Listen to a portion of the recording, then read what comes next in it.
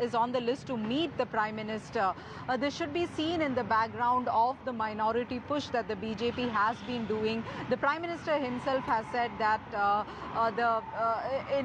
very soon in Kerala also there will be a BJP government like that in Goa and in the northeastern states. So considering all this roadshow as well as this interaction with the youth and the Christian community also has great importance. Now the heads of Orthodox, the Jacobite, Latin Catholic, the Syrian, the Syro-Malabar Church as well as the Syro-Malangara Church, all these heads will be meeting with the Prime Minister later in the evening today. There will be a discussion is what we are understanding. Tonight he will be halting in Kochi and tomorrow morning he is reaching Thiruvananthapuram where there is a series of inaugurations including the flagging of the Vande Bharat Express and the Kochi Metro, which is the first water metro in the country.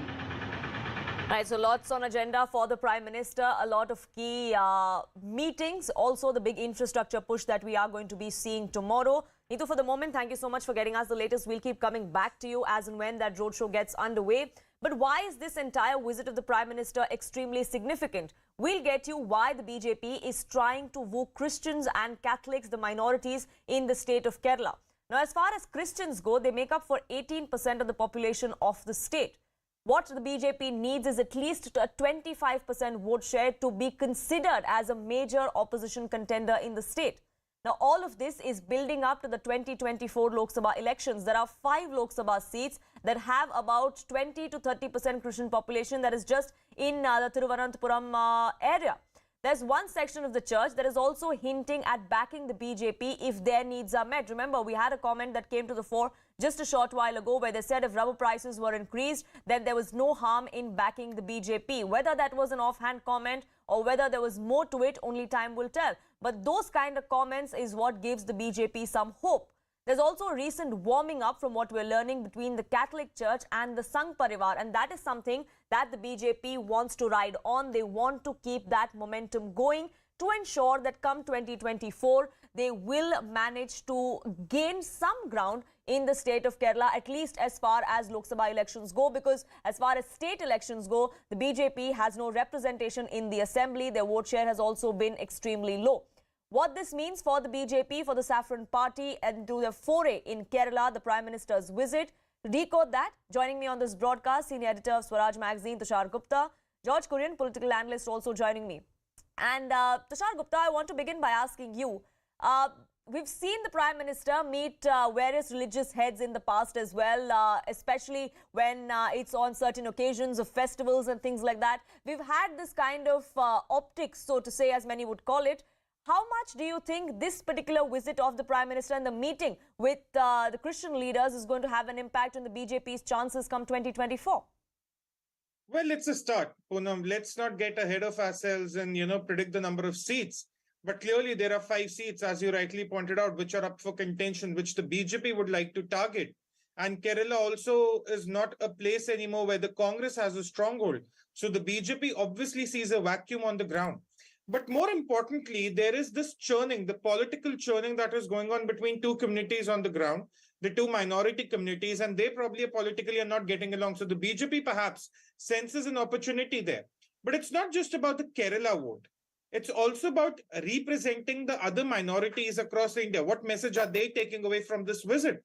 Kerala is a place where BJP has absolutely no representation on the state level. Instead, what you had until a few years ago was RSS, workers getting murdered and things like that. Today, the BJP wants to make inroads and it has to start with 2024. Until they do not crack the Lok Sabha formula, there is little hope for the state assembly. But it's also about sending out a larger message to the minorities across the country that BJP, contrary to popular belief, is a party for all communities or religions, everyone across the nation. And that larger messaging is something that the BJP will want to highlight, not necessarily about Kerala per se or the short-term goal per se. But George Kurian, like Tushar Gupta was also pointing out, there are a lot of leaders, forget the demographic, forget the voter base. There are a lot of leaders that too seem to be dumping both the LDF and the UDF. Could that be the BJP's gain? If not in the short term, then perhaps in the long term, and the BJP seems to be playing that long game. Well, Poonam, one needs to understand the demographics of Kerala. Kerala is a state which is inclining towards the secular domain kind of thing. So it is important.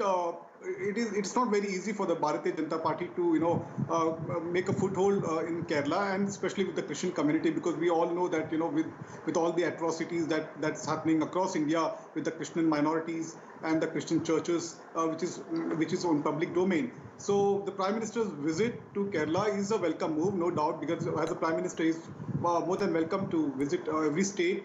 But having said that, for the Bharatiya Janata Party to at this point in time, just to in the run-up to the 2024 elections, trying to make inroads in Kerala is difficult, because the Christian minorities don't very easily will bend towards the Bharatiya Janata Party.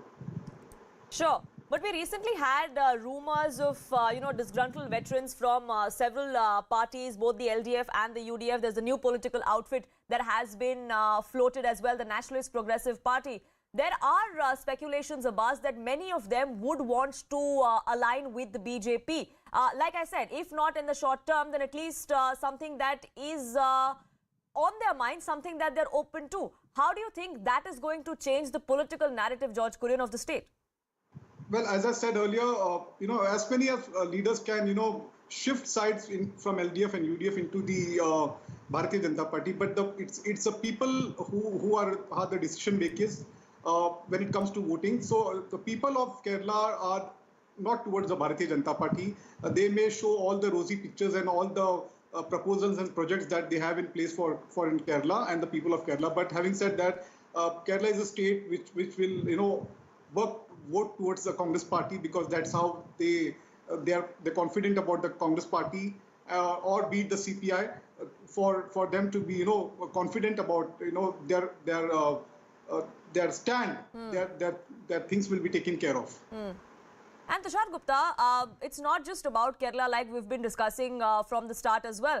And this is a government that has often been criticized or labelled as a majoritarian government. 2024 general elections are around the corner. So this kind of messaging that the BJP or that the Prime Minister himself is sending, not just to the Christian community, but to several other minority groups, that is going to be significant in the run-up to that election, isn't it?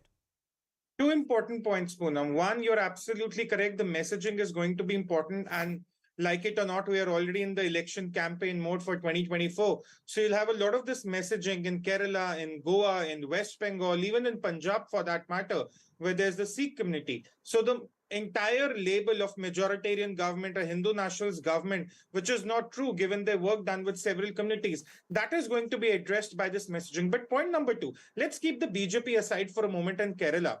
Aren't there tensions between the Christian and the Muslim groups? After the Easter bombings in Sri Lanka, did we not have some bishops coming out and talking about love jihad?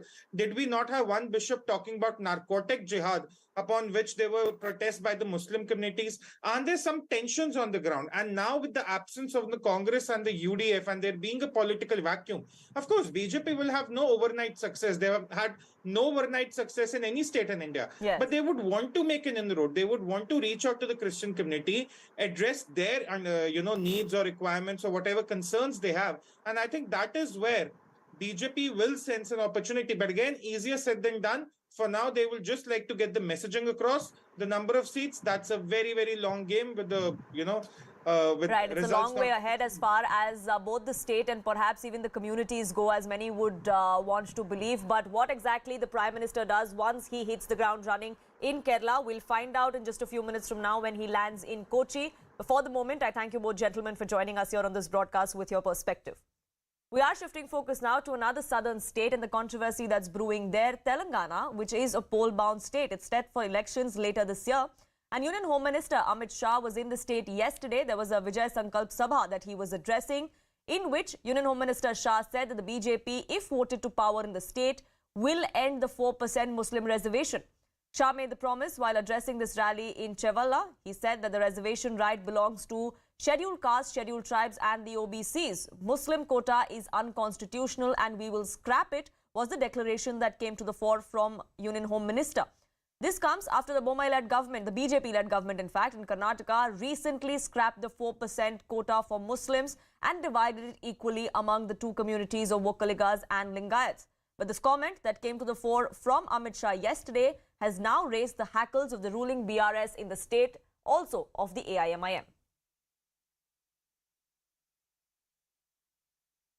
Telangana सरकार तेलंगाना के लोगों के लिए चलेगी, ओवैसी के लिए नहीं चलेगी। मैं यहाँ कहकर जाता हूँ, भारतीय जनता पार्टी की सरकार बनेगी तो एक गैर संवैधानिक मुस्लिम रिजर्वेशन को हम समाप्त कर देंगे।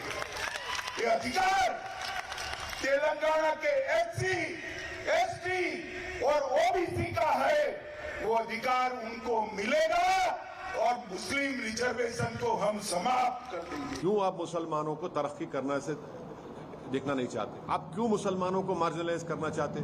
क्यों मुसलमानों को एलिनेट करना चाहते? तो ये ऑल इन ऑल जो है बीजेपी का एक सिस्टमिक तरीका है कि मुसलमानों को डेवलपमेंट से, उनके एम्पावरमेंट से रोका जाए। He is daydreaming about BJP coming into power in Telangana, which can never be a reality. As usual, he has come, criticized the government of Telangana, criticized people of Telangana, and he did not even utter a single word about the projects that were pending to be sanctioned to Telangana, whether it is ITIR, Bayaram Steel Factory, or Railway Coach Factory, so on and so forth. So people understand the BJP is greedy for power and not for the development of Telangana people. And coming to reservations and talking about Muslim reservations is only divisive politics. They wanted to do the politics of polarization, which can never happen in Telangana. Swastika, my colleague, joining us for more details on this. Swastika, we've heard the kind of reactions that have come to the fore from all stakeholders in that poll-bound state. But if you look at the reservation for Muslims in itself, that in itself is stuck in or mired in legal hurdles, isn't it?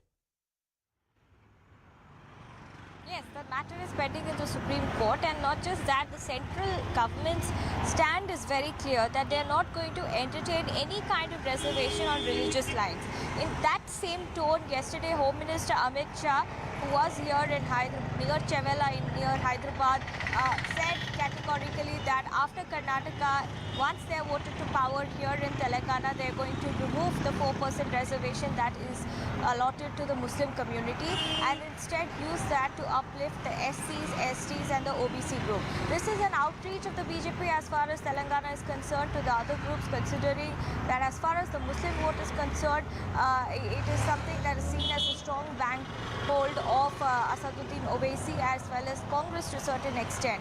The other aspect is, since you mentioned the legal aspect, remember in 2017 the Telangana government essentially had moved a resolution, passed a bill to enhance the reservation from existing 4% to 12%. But that particular bill has hit a roadblock with the central government refusing to give its assent to it, and that is why the state government's proposal has also been in the dock since then.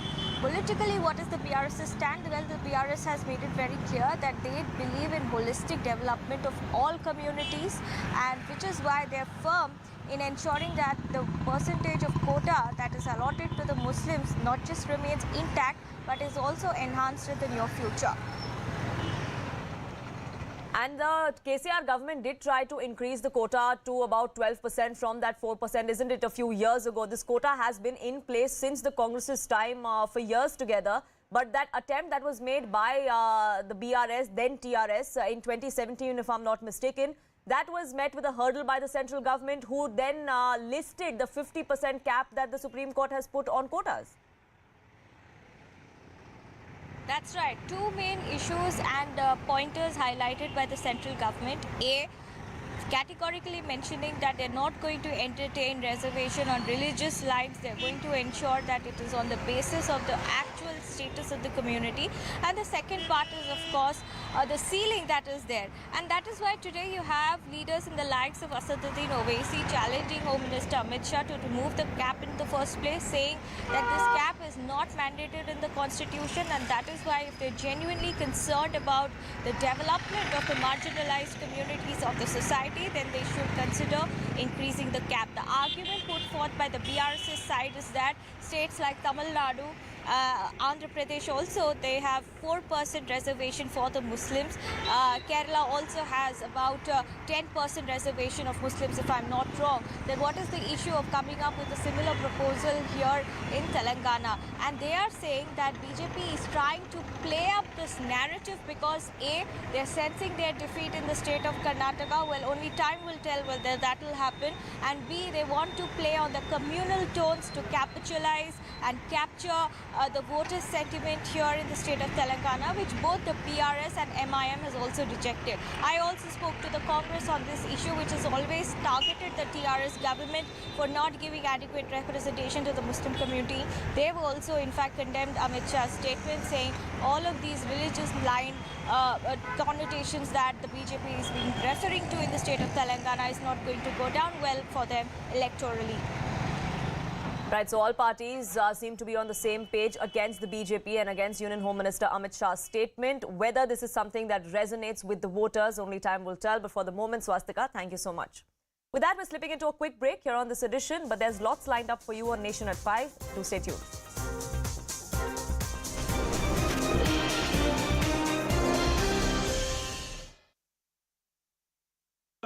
Crux of the problem. The problem is ISI runs the K2 cell. That cell is tasked for fomenting trouble in Kashmir and for Khalistan cause. And they are using drones for sending explosives, weapons, and all kind of nefarious activities they are attempting. Yes. There is a certain amount of synergy between the state police and BSF. Today, a joint flag march was taken out in Moga. I commend that. Taking Amritpal to Dibrugarh and confining him with 8 other associates of his and putting him under NSA, again, I commend that. BSF finding some methods to deter drones, which is increasingly seen, once again, appreciable. But we cannot let our guard down. We have to be careful. And in any case, investigation has to be got completed expeditiously so that we can prepare a dossier, hand it over to FATF and other agencies, name and shame Pakistan, take legal action against this person, and create a deterrent kind of environment based on our investigation. Yes. And also there is an air of skepticism in Punjab. There are wild theories floating around. So it will be a good idea to share information, to put out a white paper if required. Yes. So that people are reassured that there is no conspiracy taking place, things are under control, and more will be done. And coupled with this is the socio-economic dimension of the problem. You have to skill the youth over there. You have to give them education. You have to get them localized here and not run away to Canada and USA and UK. Yes, so because a lot of this kind of propaganda that we see in Punjab or in India comes from across the borders, comes from people who are sitting on foreign soil, enjoying the kind of immunity that they do there, which perhaps gives them the confidence to spew the kind of venom that they do. And I want to get in the former DG of Punjab, Shashikant, who's on the panel as well. And like Lieutenant General KJ Singh was also pointing out, the kind of synergy that we have seen between the centre and the state and the agencies as far as this operation goes, that is something that should be commended. But the questions that are being raised about how it took 36 days for the police to actually track him down, for him to be arrested today, and the fact that he did in fact escape from right under the nose of the Punjab police. Are those questions completely misplaced, Shashikant? Look, as far as synergy is concerned, yes, that needs to be praised and commended on. Yes, there has been synergy between the Punjab Police, the Central Intelligence Agencies, and the paramilitary forces and everything. Everybody was on the same page as far as this thing is concerned. But having said this thing, I just want to say about what exactly Pakistan is doing.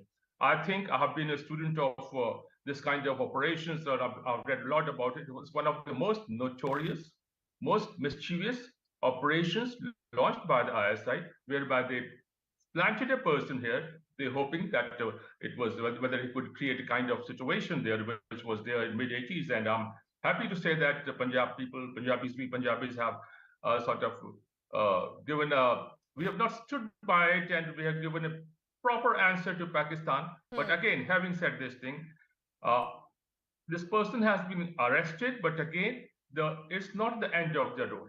This guy was hiding somewhere for 35 days. Somebody was feeding him. Somebody was giving him money. Somebody was choreographing. Like I said, Pakistan has been choreographing.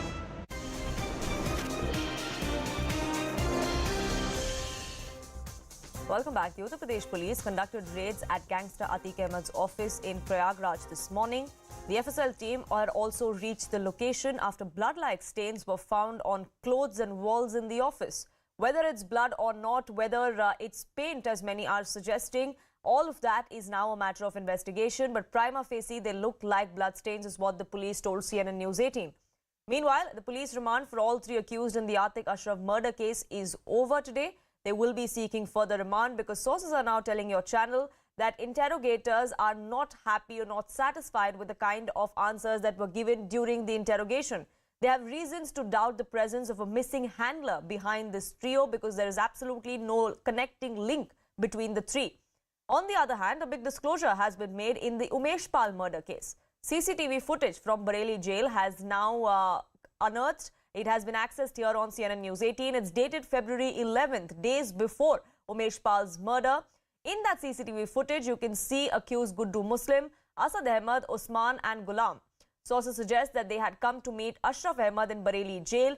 That is when the conspiracy to kill Umesh Pal was hatched. ये पूरा staircase है, सीढ़ी के पास का ये पूरा इलाका है। इसके ठीक नीचे भी खून का, मैं धब्बे नहीं कहूँगी, खून जैसी धार, ये लाल रंग की धार यहाँ नजर आ रही है। आखिर ये धब्बे क्या हैं, वही शुरुआती तौर पर देखें जो पुलिसकर्मी यहाँ पर पहुंचे हैं उसको देखने की कोशिश कर रहे हैं। इस कमरे में जैसे ही हम पहुंचे, हम आपको वो तस्वीर नहीं दिखा सकते, लेकिन जहाँ मैं खड़ी हूँ मेरे ठीक पीछे यहाँ पर एक इसी खून से सनी हुई धोती या साड़ी जिसे कहा जाता है वो यहाँ पर मौजूद है। दूसरी तरफ अगर आप देखें तो पुलिस जो है वो लगातार कमरे दर कमरे छत पर जाकर वो चेक कर रही है कि इसके क्या कहीं और भी सोर्सेज मिल रहे हैं। ये ब्लड जैसे स्टेन, ये खून जैसे धब्बे क्या वाकई खून के हैं या किसी और चीज के हैं, और अगर ये हैं तो ये यहाँ कैसे आए। यहाँ पर इस पूरे ऑफिस की अगर बात की जाए तो इसको बुलडोज हुए 2 साल से ज्यादा का समय हो चुका है। अब यहाँ कोई नहीं रहता। यहाँ पर केवल बात की जाए तो केवल कपड़े पड़े हैं या डॉक्यूमेंट्स पड़े हैं या फाइलें पड़ी हैं, इसके अलावा यहाँ पर कुछ भी नहीं है। गुड्डू मुस्लिम लगातार फरार चल रहा है। कभी उसकी लोकेशन महाराष्ट्र में आती है, कभी ओडिशा में आती है, कभी रायपुर में आती है। कहाँ यूपीएसटीएफ की टीम है सर, और कितना जल्दी यूपीएसटीएफ के गिरफ्त में होगा गुड्डू मुस्लिम? मैं आपको बता सकता हूं कि हमारी काफ़ी टीम्स इस कार्य में लगी, लेकिन कहाँ है इसके बारे में मैं कमेंट नहीं कर सकता। ये गैंग, अतीक का गैंग काफ़ी रिसोर्सेज वाला गैंग रहा है। पैसे अथवा मदद करने वाले अथवा वेपन्स की इनके पास कभी कोई कमी नहीं रही।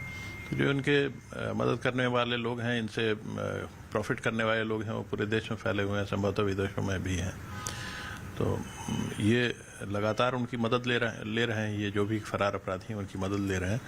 हम लगातार ट्रैक करने की कोशिश कर रहे हैं। उम्मीद है कि जल्द गिरफ्तारी हो जाएगी। ये एक हायर्ड असैसिन है, कॉन्ट्रैक्ट किलर की तरह लोगों से कॉन्ट्रैक्ट लेकर के क्राइम किया करता था। बमबाज है और साथ में वेपन्स चलाने में भी माहिर है। तो जब गोरखपुर पुलिस ने इसे पकड़ा था और इंट्रोगेशन किया था, तो जानकारी हुई थी कि उसके पहले ये बेऊर जेल गया था, वहाँ राजन तिवारी से मिलकर इसने कोई कॉन्ट्रैक्ट लिया था और उस केस में इसे 10 साल की सज़ा हुई थी। उस समय नारकोटिक्स के साथ पकड़ा गया था। 10 साल की सज़ा होने के बाद इसे अतीक ने अपने लॉयर्स के माध्यम से जमानत कराई और तब से ये अतीक गैंग के लिए काम कर रहा है। Pranchu, my colleague, joining us live for more details on this. Pranchu, as far as the investigation into Atiq and Ashraf's murder case is concerned, the custody of the three accused has ended. Are police going to be seeking further custody? We're given to understand that they want to get permission from the court for a narco analysis as well. Well, I'll say that Atiq and Ashraf have been killed almost a week back, and since then there has been no substantial lead as far as what was the actual motive of these three assailants. See, initially this theory was put forth by a section of cops that these assailants wanted to be a big name in world of crime, and therefore they thought to eliminate someone like Atiq and Ashraf, who was a well-known name in the mafia world. But then that argument that doesn't hold much ground, because the sort of manner in which this crime was committed, the perfect intel which these accused have, the access to the sophisticated 9mm pistols, Turkish-made pistols, all this didn't add up because these were the novice criminals new into the world of crime. And therefore, right from day one, it was being doubted that there must be a hidden face behind these trio, someone who brought them together, someone who provided them the intel, arms and ammunition, and the other needed logistical help. Now, what has happened is that during the course of 4 days of police custody, these novice people have actually tried to dodge the police questions. They clearly seem determined not to reveal the identity of the actual handler, and that's the reason why even after 4 days of custody, there is not much in terms Sorry of... to interrupt you there, Pranchu. We'll come back to you, but we're shifting focus now to news coming in from Kerala, where the Prime Minister has just landed. His two-day visit to the state begins. Those are visuals of the Prime Minister landing in Kochi. He is at INS Garuda Naval Air Station. That is where he has just landed, from where a roadshow is going to get underway in just a few minutes from now. That's the Prime Minister in Kochi, beginning his day-and-a-half visit. Pallavi, my colleague, joining us for more details. Pallavi, the Prime Minister has landed. It's a hectic two-day visit for him. There's a lot on agenda. Absolutely, and it's a very, very important trip. And look at the first pictures which are coming out of when he lands in Kochi, where he's going to do a roadshow. He's dressed up in a traditional attire, and that's one of the first reaching out he's doing to people in a state where the BJP has a little presence. Now, basically, what he's going to be doing here, he's going to be meeting representatives of the Christian community. So it's a minority outreach also coming in from the Prime Minister. The second, of course, is that there is another event which is called the Yuvam, which is again a reach out to the youth in Kochi. The Vande Bharat Express is also going to be inaugurated by the Prime Minister. So important developments coming in as far as the Prime Minister's outreach to Kerala is concerned. And Pallavi, like you were pointing out, the traditional attire, the minute the people of Kerala caught a glimpse of the Prime Minister, they knew exactly what the Prime Minister was attempting to do, an outreach for the people of the state. It's not just to a particular community like that of the Christians or the Catholics. We are going to be seeing him meeting certain priests later this evening. But it is an outreach to the entire state, to the youth, that he is going to be addressing in just a short while from now as well. Do stay on with me. Neetu, my colleague, also joining us for more details on ground there. Neetu, it's a 1.8 kilometer long roadshow that the Prime Minister is going to be a part of. He's just about landed. That roadshow is going to begin in a few minutes from now. That's correct. The Prime Minister has landed in Kochi, and in a few minutes he will be beginning this roadshow about 1.8 kilometers from there to the Yuvam venue in Tevera is where this roadshow will take place. Hundreds of people have gathered on both sides of the road where this roadshow is happening to greet the PM, to catch a glimpse of the PM. And this is a huge outreach to the youth of the state where the Prime Minister will be interacting with them, talking to them, and it would be mostly about the developmental issues is what we are understanding, because the BJP is clearly saying that this is not a political program. This is a program where the Prime Minister is reaching out to the youth of the state, and they don't have any party flags or anything which has been put up in this Yuvam stage is what they are saying.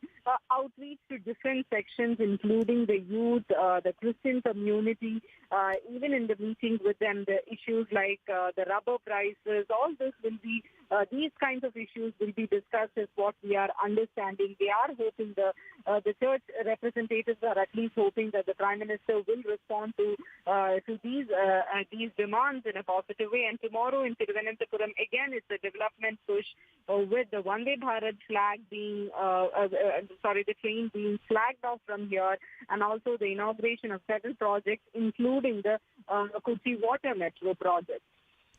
The infrastructure push is going to come tomorrow, but today is going to be a day for the Prime Minister, a day of outreach. First is going to be the youth of the state with the UM conclave that is going to be held at the Sacred Heart College.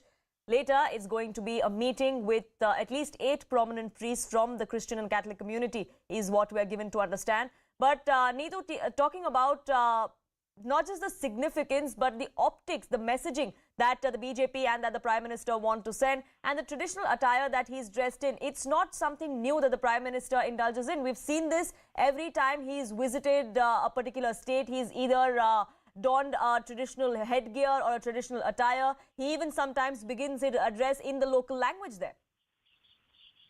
That's correct. In this attire, if you look at it, we can see that it is the Kasava Munda, or the bottom, the dhosi, which traditionally worn in Kerala, and that Kasava is also particular. That is that golden thread that is also particular to the state of Kerala. So earlier also we have seen the Prime Minister donning this traditional attire even in the state also, and also started trying to talk to the people in the regional language. So the optics of this reach out to the state, it is clear, because on March 2nd we saw that the Prime Minister clearly saying that the time is not far away. Soon BJP or its government will be formed in Kerala with BJP and its allies. Yes. Similarly, like in the northeastern states or in Goa. So all this should also be seen in that background. It was after the statement from the Prime Minister, there has been a lot of activities, a ferry of activities that we are seeing on the ground with this push, minority outreach, especially towards the Christian minority. Yes. And we are going to be seeing that roadshow begin in just a short while from now. We will keep coming back to you, Neetu. But for the moment, we are shifting focus to what's happening ahead of 2024. It's BJP versus all. That's the message that was very, very clear. And now there looks like another attempt at an alternative front, or for at least some opposition parties to build consensus against the BJP. Bihar Chief Minister Nitish Kumar, his deputy Tejasvi Yadav, met Mamata Banerjee just a short while ago in Kolkata. Three leaders held a closed-door meeting to strategize on how to fight the BJP come general elections next year. The Bihar Chief Minister said that discussions were held on uniting all political forces. West Bengal Chief Minister said that there is no ego clash. When asked about whether all opposition parties can keep their differences aside and unite against the BJP, she said the mission is clear and that is the only thing that we are working for.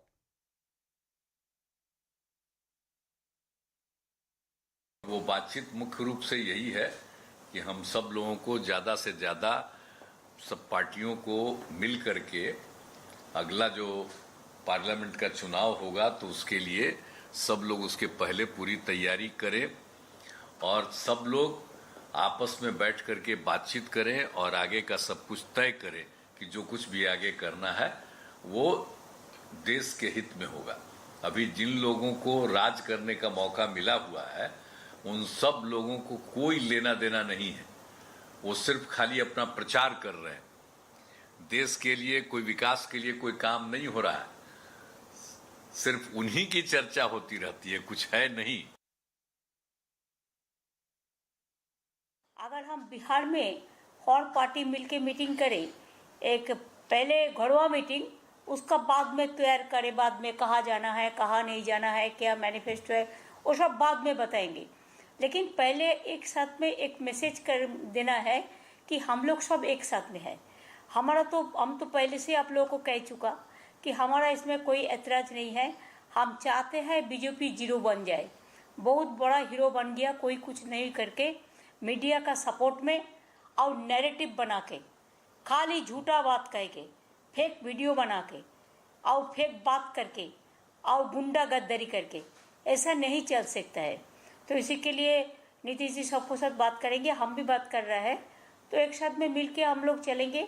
हमारा कोई personal ego का कोई बात नहीं है, हम collectively एक साथ में काम करने चाहते हैं, यही मैसेज है।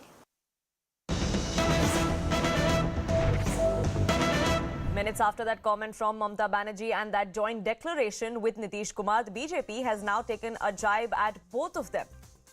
Suvendu Adhikari of the BJP has now questioned Mamata Banerjee and the JDU, RJD as well as far as their Lok Sabha constituencies and seats are concerned. Komalika, my colleague, joining us for more details of what Suvendu Adhikari has said on social media. Komalika, Suvendu Adhikari there pointing out that collectively they have very few seats in the parliament, both in Lok Sabha and in Rajya Sabha, even tagging this a fictional alliance. Yeah, absolutely direct attack by Suvendu Adhikari after this meeting of Mamata Banerjee, Nitish Kumar, where he has said that this alliance is fictional, what he feels. He has also stated that BJP is capable of taking all of them separately at once, also as once an alliance. And he believes that this alliance is totally an utopian concept. That's what he has tweeted and has told the journalists. And he has questioned that how many seats Nitish Kumar will give to Trinamool Congress, how many seats Trinamool Congress will give to Nitish Kumar in West Bengal.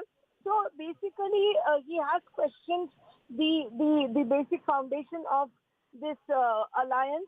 But on the other hand, the opposition seems to have been moving, and Nitish Kumar, who has been visiting the opposition leaders, and Mamata Banerjee too has been meeting the leaders. They also have their own plan. So obviously, before 2024, the war of words on the alliance will definitely be there. Now, as far as these alliance meetings go, Komalika, there are many that have pointed out, even the BJP, that many within this opposition alliance want or harbour prime ministerial ambitions, which is why this is never going to really take shape and is not something that is going to be credible against the BJP. How has the TMC or Mamata Banerjee responded to that? No, absolutely. As far as Mamata Banerjee is concerned, she has always been saying that whoever is powerful in whichever state, they should fight it out, and then after the elections, they will all come together. That's what the plan of Mamata Banerjee is. That's what she's been saying for long. So how long that will be effective on field, that has to be seen. Obviously, the question rises that all the regional structures have their own ambition. That becomes a problem as far as the opposition alliance is concerned. Not only that, the problem also becomes that what about the common minimum agenda? Even in 2019, we have seen the opposition together in brigade. That was also initiated by Mamata Banerjee. But what happened after that is a big question. So this time, obviously, seriously, we are seeing Nitish Kumar, Mamata Banerjee, Arvind Kejriwal working it out. We are seeing that Nitish Kumar has gone to meet Congress and also has brought the Congress message to Mamata Banerjee as Trinamool Congress relationship was also not good. So let's see what happens. But definitely it has also got criticism from the BJP. Right, so the war of words there escalating between a united opposition and the BJP. Whether it's a credible front or not, only time will tell. For the moment, Komalika, thank you so much. We are shifting focus now to poll-bound Karnataka, where the campaigning for elections is in full swing. On 10th of May is when the state goes to elections.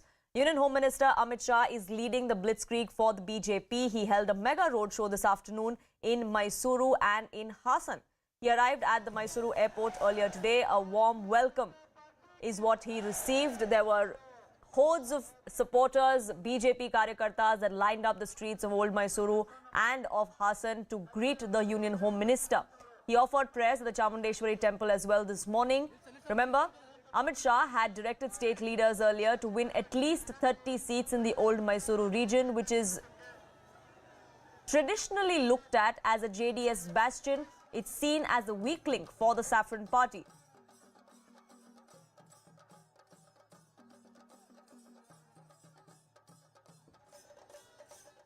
Haasan में इस बार परिवर्तन होने जा रहा है। अब तक हासन में अकेले प्रताप गौड़ा हमारे विधायक थे। इस बार हम 4 सीट जीतकर हासन के अंदर बहुत आगे जा रहे हैं। कांग्रेस का जातिवादी चरित्र है। Bharatiya Janata party Lingayat Vokkaliga SC ST Vokkaliga SC ST सबको साथ में रखकर आगे बढ़ रही है। ओबीसी समाज को भी साथ में रखकर आगे बढ़ेंगे। कहीं चुनने का सवाल ही नहीं, भारतीय जनता पार्टी को चुनने जा रही है। कांग्रेस को निश्चित रूप से करारी हार मिलेगी और मोदी जी के नेतृत्व में कर्नाटक में फिर से एक बार भारतीय जनता पार्टी की सरकार। All parties, all stakeholders are on a fever pitch campaign. Elections are not far away. Like I said, 10th of May is when the state goes to elections. 13th is verdict day. The BJP is confident that they are going to create history by retaining the state. Remember, Karnataka is one of those states in the country that has always seen alternating parties as their government. No incumbent has returned to power, which is why the BJP hopes to achieve that historic feat come 13th of May. Ritu, my colleague, joining us for more details about the BJP's campaign on ground. And as far as the old Mysuru region is concerned, Ritu, it is believed to be a JDS bastion, but there is a rift within the first family of the JDS as well. And that is something that the BJP is looking to cash in on. Very true. You see, the old Mysuru region is a very stronghold of the JDS, and also you see the Vokaliga hard belt as well. So it's not going to be easy for the BJP to make its inroad. So however, why is that the BJP hoping this time to win more seats is all because you see at around 13 seats that they do have presently. So they feel that there's a high chances for them to win more seats as well. And also Congress having around 17 seats. So the BJP basically has this internal strategy wherein they are looking forward to, in a way, not be, if they aren't able to break down with the JDS, then they want to ensure that they at least get those seats of the Congress where they are presently right now.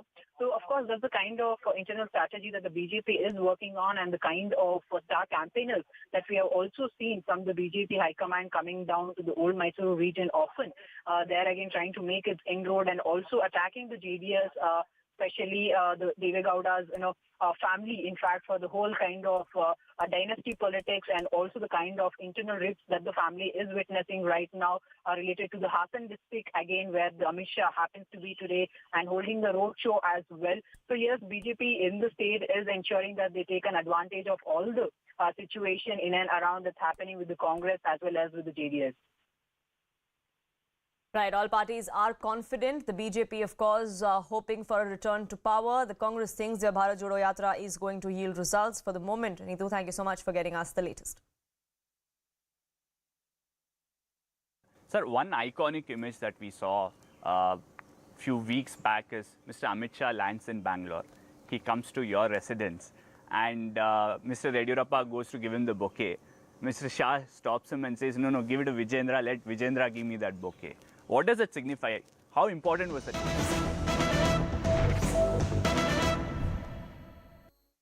Cutting across to Kochi, where the Prime Minister is holding a mega roadshow. It's a 1.8-kilometer long roadshow, and the Prime Minister is on foot there as he greets the supporters lined up to catch a glimpse of him. He is going to be addressing a Yuvam conclave, a youth conclave, in just a short while from now at the Sacred Heart College. But before that, the Prime Minister, a departure from tradition, on foot, making that journey, greeting the people there who have lined up for hours together to catch a glimpse of him. Political editor Maria Shakil joining me on this broadcast. How significant is this, Maria? You've usually seen the Prime Minister come out of his car, shake hands perhaps, wave to the people that have been standing there. But this time around, he's on foot.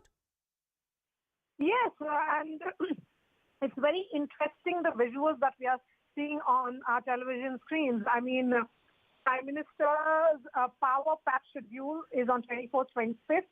So today is day one of the schedule. He has, of course, arrived in Kochi, and he will be traveling from Kochi to Thiruvananthapuram, covering another 190 kilometers, where he will flag off Vande Bharat and also dedicate and lay foundation stone of various projects. From there, he will be traveling to Surat.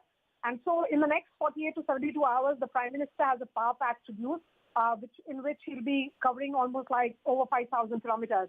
But Kerala becomes important because it has been an RSS laboratory, but it is also a state where the BJP has been trying very desperately, but has not really managed to get a toehold. It will be interesting tomorrow in particular, where veteran Congress leader and former defense minister, A.K. who joined the BJP recently, will be sharing a dais with the Prime Minister. The message that is coming from the BJP and the Prime Minister in particular is that yes, the state government may be different, but as far as the Prime Minister here is concerned, he is looking at sending a message of inclusivity, that the center is working with the doesn't really fall off the development radar, and the Prime Minister's popularity is clearly on display. You can see people showering flower petals at him. It often becomes difficult for the security to manage this, but this is also sending a message to the cadres, which has been, of course, the BJP has been trying very hard to make its presence felt in the state of Kerala. It is looking at combination of vote, particularly in which it would be a Hindu plus perhaps one of the minority groups, largely the Christians, who can come together for the BJP to really sail through or make its mark in the 2024 elections to begin with. So the Prime Minister's visit, 2-day visit, as we said, the BJP is eyeing a significant vote bank. So far, it has not really yielded any dividend. But with the Prime Minister on the streets of Kochi, he's walking, even as we speak, is sending a message that yes, it's a tough terrain, but the man at the top of the BJP and the government is looking at this state as a possible catchment area. Absolutely, and it's not as a BJP leader, it's as the Prime Minister of the country that he is in the state, which is why we're going to be seeing that infrastructure push as well. Let's cut across and take in the fervor that we are seeing on ground in Kochi.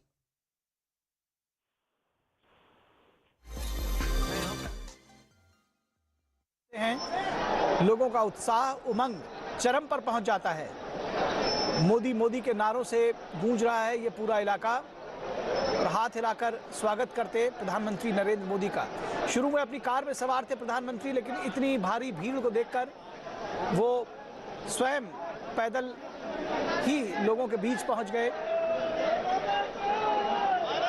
ये लगातार पुष्प वर्षा जो है वो दिखा रही है कि किस तरह से लोग अपने प्रधानमंत्री से प्रेम करते हैं और किसी बड़े फिल्म स्टार की भी इतनी लोकप्रियता नहीं होगी। दुनिया के सबसे लोकप्रिय प्रधानमंत्रियों में शुमार किए जाने वाले प्रधानमंत्री नरेंद्र मोदी आज अपने लोगों के बीच में हैं, केरल के कोच्चि शहर में हैं और एक बड़ा हुजूम लोगों का उनका स्वागत करने के लिए सड़क के दोनों ओर पहुंच चुका है। मोदी मोदी के नारों से गूंज रहा है पूरा इलाका। लोग बेहद प्रसन्न हैं, खुश हैं, क्योंकि प्रधानमंत्री जिस तरह से देश के लिए पंक्ति में खड़े आखिरी आदमी के लिए समर्पित रहते हैं, ये उनकी लोकप्रियता का एक बड़ा कारक है। स्वयं को प्रधान सेवक कहते हैं कि जो आम लोग हैं, जो इस देश के गरीब गुरबे हैं, जो हाशिए पर लोग हैं, उनकी सेवा करने को हुई अपने जीवन का संकल्प मान लिया है प्रधानमंत्री नरेंद्र मोदी ने। एक के बाद एक ऐसी कल्याणकारी योजनाएं, ऐसी गरीबों को उन्मुख ऐसी योजनाएं जो उनके कल्याण को दर्शाती। ये देखिए किस तरह से महिलाएं, बच्चे, बुजुर्ग और आरती लेकर के थाली सजा करके लोग खड़ी हुई हैं महिलाएं कि वो अपने प्रधानमंत्री की आरती उतारेंगी। ये भाव, ये समर्पण, ये प्रेम, ये भावना बहुत बिरले देखने को मिलती है।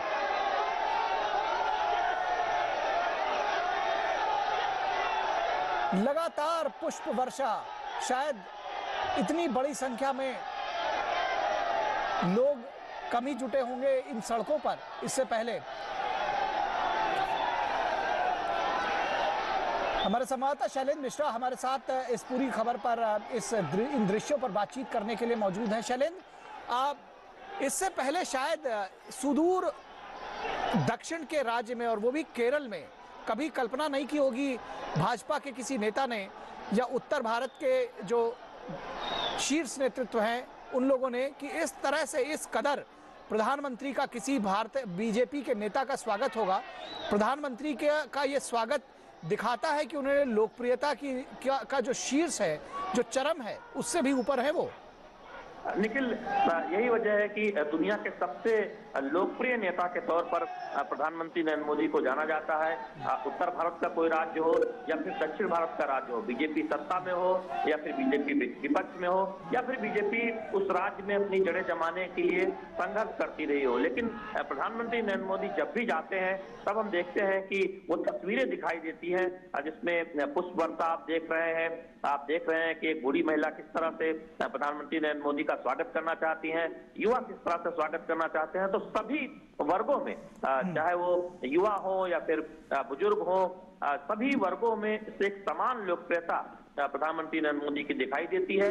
और साथ ही साथ भारतीय जनता पार्टी के लिए निश्चित तौर पर देखें तो प्रधानमंत्री नरेंद्र मोदी का इस तरह किसी भी राज्य में जब वो जाते हैं और इस तरह से स्वागत होना निश्चित तौर पर पार्टी कार्यकर्ताओं का उत्साह बढ़ाता है कि प्रधानमंत्री नरेंद्र मोदी दुनिया के सबसे लोकप्रिय नेता हैं। और ये तस्वीरें उस बात की गवाह देती हैं, उस बात की तस्दीक करती हैं कि प्रधानमंत्री नरेंद्र मोदी की किस तरह की लोकप्रियता हासिल है। चाहे वो केरल कोची में आज आप देख रहे हैं या इससे पहले आपने कर्नाटक में तस्वीरें देखी होंगी या बाकी राज्यों में जहाँ पर प्रधानमंत्री नरेंद्र मोदी गए, वहां पर जब तस्वीरें आती हैं हर जगह वो एक तस्वीर से वो बात सामने आती है कि प्रधानमंत्री नरेंद्र मोदी को लोग कितना प्यार करते हैं, कितना उनसे जुड़ाव महसूस करते हैं। और प्रधानमंत्री भी कोई वो मौका नहीं छोड़ते, खुद वो हम देखते हैं कि रोड शो के दौरान उतर कर पैदल चलते हैं। इस वक्त भी आप तस्वीरों में देख रहे हैं कि पैदल चलते रहे हैं प्रधानमंत्री नरेंद्र मोदी और उस पर पुष्प वर्षा हो रही है और वो सड़क के दोनों तरफ जो जनता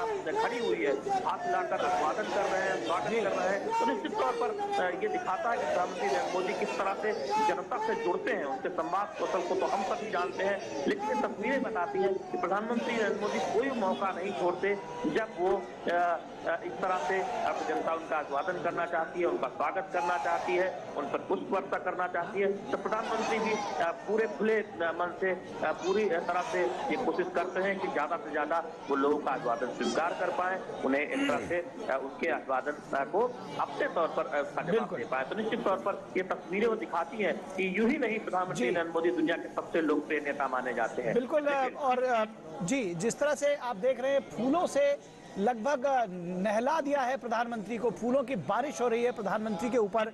और जिस तरह से देखने में आता है जैसे क्रिकेट के ग्राउंड में जब प्रिय खिलाड़ी या जो खिलाड़ी जब चौके छक्के मारते, आजकल आईपीएल भी हो रहा है, तो जो जिस तरह से उत्साह से चीखते चिल्लाते जो दर्शक हैं वो दिखाई पड़ते हैं। कुछ उस तरह का उत्साह, उतने आंदोलित, उतने उत्तेजित, उतने प्रसन्नचित्त दर्शक जो है जैसे दिखाई देते हैं, उसी तर्ज पर यहाँ पर जो लोग प्रधानमंत्री का स्वागत करने के लिए आए हैं वो दिखाई पड़ रहे हैं। ये उत्साह की तस्वीरें हैं, लोग लगातार हाथ हिला रहे हैं, अपने आप को कनेक्ट कर रहे हैं प्रधानमंत्री से।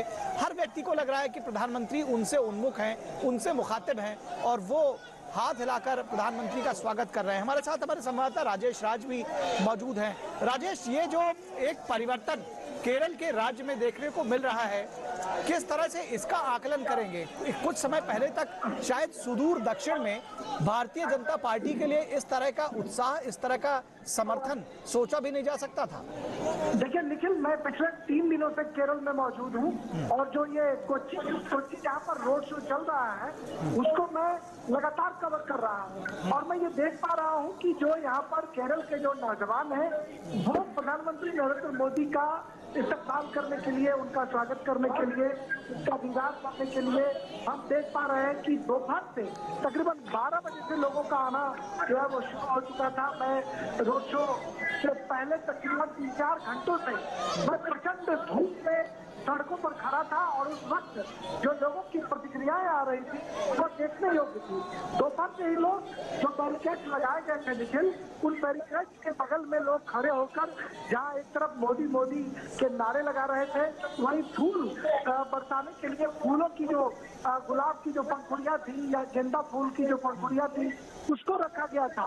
साथ ही जो कलाकार थे, जो कलाकार हैं, वो कलाकार भी उनका जोरदार तरीके से स्वागत करने के लिए दोपहर से पलक पावड़े बिछाए हुए थे और ये उम्मीद की जा रही थी कि जब प्रधानमंत्री नरेंद्र मोदी पहुंचेंगे तो उनका जोरदार अभिनंदन, इस्तकबाल और स्वागत किया जाएगा। और वही नजारा मैं देख पा रहा हूँ कि प्रधानमंत्री आहिस्ता आहिस्ता उनकी गाड़ी जो है वो आगे की तरफ बढ़ रही है और दोनों तरफ जो पंक्तिबद्ध लोग खड़े हैं वो प्रचंड नारे के साथ पूरा जो माहौल है वो गुंजायमान हो चला है। और धीरे धीरे उनकी गाड़ी जो है वो जहाँ पर एसएच कॉलेज जो रैली ग्राउंड है, रैली ग्राउंड की तरफ उनकी गाड़ी जो है धीरे धीरे बढ़ रही है।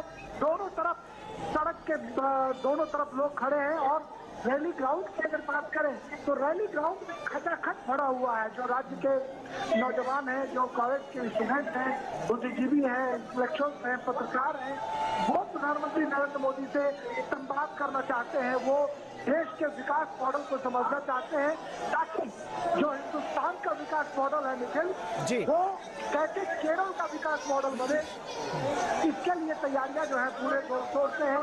तेजस्वी सूर्या जो भारतीय जनता पार्टी राष्ट्रीय युवा मोर्चा के अध्यक्ष, वो केरल बीजेपी के प्रधान प्रकाश जावड़ेकर समेत अनेक जो राष्ट्रीय और प्रांतीय नेता हैं जो रैली स्थल पर मौजूद है। और प्रधानमंत्री का काफिला जो है वो रोड शो से गुजरता हुआ आहिस्ता अब अपने एसएच कॉलेज ग्राउंड जहाँ पर युवम मेगा यूथ कॉन्क्लेव को प्रधानमंत्री संबोधित करेंगे, ग्राउंड पर वो अब पहुंचने की तैयारी। ये दृश्य जो हमारे दर्शक देख रहे हैं, राजेश राज देख रहे हैं, जैसे सड़कों को गेंदे के फूल से पाट दिया गया है। लगातार जो गाड़ी के शीशे हैं वो साफ करने पड़ रहे हैं। प्रधानमंत्री स्वयं पैदल चलकर लोगों के बीच में पहुंचे हैं और अब वो अपनी गाड़ी पर एक तरह से गेट पर बाहर जो जिसको कहते हैं, जिस तरह से वो हाथ पकड़कर बाहर एक तरह से निकलकर खड़े हो जाते हैं, वो दृश्य अब देखने को मिल रहे हैं। लगातार प्रधानमंत्री के स्वागत में फूलों की बारिश हो रही है और ये स्वतः स्फूर्त है। जो लोग आए हैं यहाँ पर वो देखने को मिल रहा है, जिस तरह से जो आनंद, जो उत्साह, जो जिस तरह से लोग प्रफुल्लित हैं वो देखने को बनता है। और इतनी बड़ी संख्या में इतना बड़ा हुजूम केरल में जिस तरह से जुटा हुआ है, ये शायद अकल्पनीय था पहले। हमारे साथ हमारे संपादकीय सलाहकार विनोद मिश्रा भी जुड़े हुए हैं, उनसे भी यही सवाल जो है। विनोद जी, आपको लगता है कुछ वर्षों पहले तक सुदूर केरल में, दक्षिण भारत में और किसी भाजपा नेता की, क्योंकि प्रधानमंत्री भी बीजेपी के बड़े लीडर माने जाते हैं, देश के प्रधानमंत्री तो हैं ही, उनकी जो लोकप्रियता है उसमें लगातार उत्तरोत्तर जो है वो बढ़ोतरी हो रही है। लेकिन कभी इससे पहले सोचा गया था कि इस तरह से किसी प्रधानमंत्री का स्वागत होगा? क्या वजह, प्रमुख वजह देखते हैं इसकी? लेकिन मैं इस रोड शो पे तो हमारे रिपोर्टर वहाँ बता रहे थे और मुझे लगता है कि वो जो ग्राउंड जीरो पे खड़े होके बता रहे थे वो तो समझने की जरूरत है ही। लेकिन ये रोड शो आज की तारीख में जो पॉलिटिकल इक्वेशन बनाने की बात हो रही है, उनको भी ये समझने की जरूरत है कि रीच आउट क्या होता है। इसको पीएम मोदी ने जब तक साबित किया है, चाहे वो बनारस में रोड शो करके हो, गुजरात में रोड शो करके हो, नॉर्थ ईस्ट में रोड शो करके हो, या आप महाराष्ट्र में, मुंबई में आप देख लें, या साउथ में कर्नाटक में देख लें, पीएम ने रोड शो के जरिए डायरेक्ट सीधे आम आदमी से अपना संवाद बनाने की कोशिश की है। ये रीच आउट जो है वो बताता है कि जब एक प्राइम मिनिस्टर जननायक के रूप में देश में आता है, जब एक प्राइम मिनिस्टर का सीधे जनता से संवाद होता है, तो वो कोई राजनीतिक फॉर्मूला डाइनिंग रूम में या एसी रूम में नहीं बनाता है। ये सारे विपक्ष के लीडर जो आज हम देख रहे थे कि ये इस डाइनिंग रूम से उस डाइनिंग रूम में, इस विपक्ष के नेता उस विपक्ष के रूप में वो मिल रहे हैं और जो 2024 के लिए अपने अपने फॉर्मूले बना रहे हैं, उनके सामने में सबसे बड़ा टारगेट पीएम मोदी का ये रोड शो है, जो ये बताता है कि जो जन समर्थन और जन सैलाब पीएम मोदी के लिए केरल में भी अगर उभर के आता है, तो आप कल्पना कर सकते हैं कि नॉर्थ इंडिया में और गुजरात में या बाकी स्टेट में फिर उसका जो चमत्कार है, करिश्मा है, वो किस रूप में, पब्लिक रूप में दिखता है। तो सवाल सीधा है, ये राजनीतिक मैसेज भी है कि जब तक आप जनता से नहीं जुड़ेंगे या जनता का जुड़ाव आपसे नहीं होगा, तब आप 2+2 4 करेंगे तो ये राजनीति में कभी भी सक्सेस नहीं होता है। राजनीति में सक्सेस तब होता है जब उसका राजनीतिक नेतृत्व का सीधा जनता से संवाद होता है। आप देख रहे हैं कि घरों में, बालकनी में, खिड़कियों में जो एक भीड़ लगी हुई है, लोग देख रहे हैं, पीएम मोदी को वहां से अभिवादन कर रहे हैं। ये एक लगाव है। वो किसको वोट दे रहे हैं, नहीं दे रहे हैं, केरला में क्या फैक्टर है, राजनीति का क्या इक्वेशन है, ये सब दूर की बात है। सीधी बात ये है कि वो डायरेक्ट पीएम मोदी को जान रहे हैं, वो डायरेक्ट पीएम मोदी को अभिवादन कर रहे हैं। तो पीएम मोदी उनके सामने में एक ऐसे टॉल लीडर है जो एक राष्ट्रीय नेता के रूप में उनके सामने में सबसे बड़ी इमेज है। ये रोड शो बता रहा है। और सबसे बड़ी बात ये है कि पीएम मोदी उस इलाके में रोड शो कर रहे हैं जहां उनका कोई रिप्रेजेंटेटिव नहीं है। वहां आप देखिए म्युनिसिपल कॉर्पोरेशन से एमपी तक सारे लेफ्ट के यूडीएफ से लेके और बाकी पॉलिटिकल पार्टीज का होता है, बीजेपी का अभी भी संघर्ष जारी है। लेकिन अगर उस इलाके में पीएम का ये सपोर्ट मिलता है, ये जन समर्थन मिलता है, तो आप कह सकते हैं कि पार्टी लाइन से अलग हटके जनता के बीच में वो अभी भी राष्ट्रीय सबसे बड़े नेता है। लेकिन निश्चित तौर पर विनोद जी, और इस संवेद स्वर को जो ये शोर उठ रहा है, मोदी मोदी के जो नारे लग रहे हैं, ये जो भावना है, इसको समझने की जरूरत है। जिस तरह से जो प्रसन्न चित्त चेहरे, और जैसा कि मैंने शुरू में कहा कि जैसे क्रिकेट के ग्राउंड में जब चौके छक्के लगते हैं तो लोग खुशी से चीख पड़ते हैं, कुछ उस तरह से चीखते चिल्लाते संवेद स्वर में शोर मचाते, मोदी मोदी के नारों से गुंजायमान करते हुए पूरा इलाका, पूरा माहौल, और हर व्यक्ति वहां जो खड़ा है सड़क के किनारे, वो एक झलक तो पाना ही चाहता है। हर व्यक्ति हाथ हिला रहा है, उसको लगता है कि प्रधानमंत्री उनको रिस्पॉन्ड दे रहे हैं और वो एक बार अपने प्रधानमंत्री